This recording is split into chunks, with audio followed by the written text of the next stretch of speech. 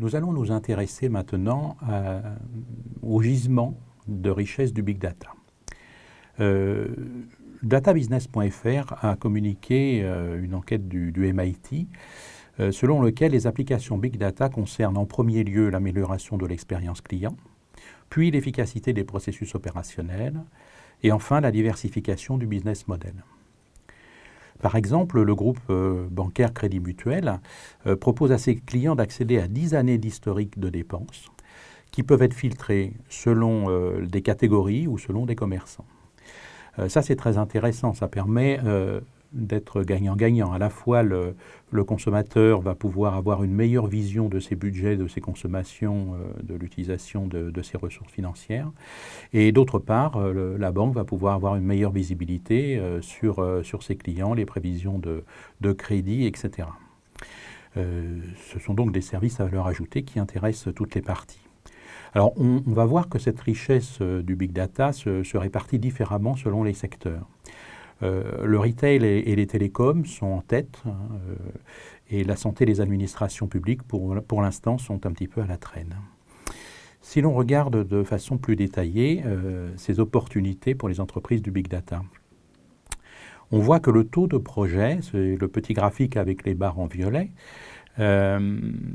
concerne pour 2014 en premier lieu les télécoms et les médias. Presque 80% de ce secteur a des projets Big Data en cours. Le retail, la grande distribution vient ensuite. Puis nous avons le transport, l'énergie, qui a quand même 50 à 60% des entreprises qui ont un projet Big Data. La finance, et on voit que la santé et le secteur public sont plutôt aux alentours de 40%. Donc il y a encore des efforts à faire dans ce domaine. Les informations ont été produites par deux sociétés, SAP et Oracle, et consolidées par databusiness.fr pour établir ces diagrammes. Ils ont estimé qu'il y avait un revenu perdu par le retard dans la mise en place de projets Big Data sur ces secteurs, qui était assez important puisqu'il représente plus de 20% pour les finances, c'est le petit graphique avec les barres en jaune.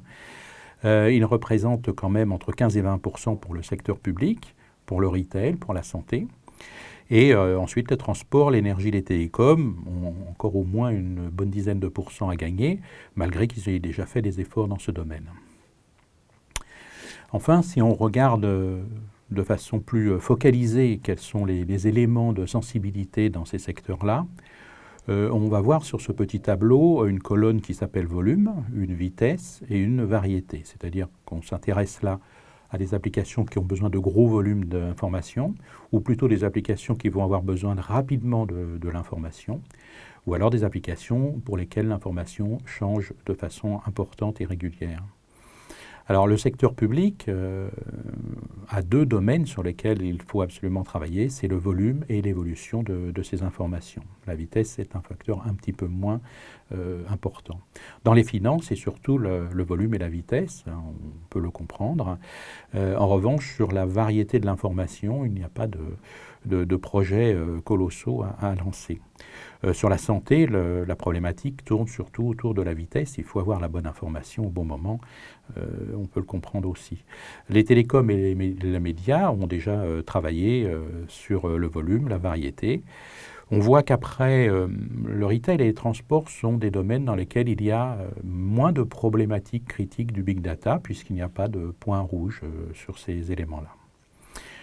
Alors les éléments qui sont focalisés actuellement sur ces différents secteurs.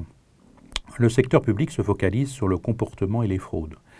Les finances, plutôt sur la réputation des entreprises, de façon à avoir une meilleure visibilité pour les cotations et sur les règlements. La santé, on peut le comprendre, se focalise sur les dossiers médicaux et sur la prévention des risques, hein. La contamination des maladies, etc. Les télécoms et les médias se concentrent surtout sur les ciblages publicitaires. Le retail plutôt sur les stocks et la promotion actuellement. Les transports sur la fidélisation. Il y a beaucoup d'entreprises de transport concurrentes et ils cherchent à fidéliser les clients.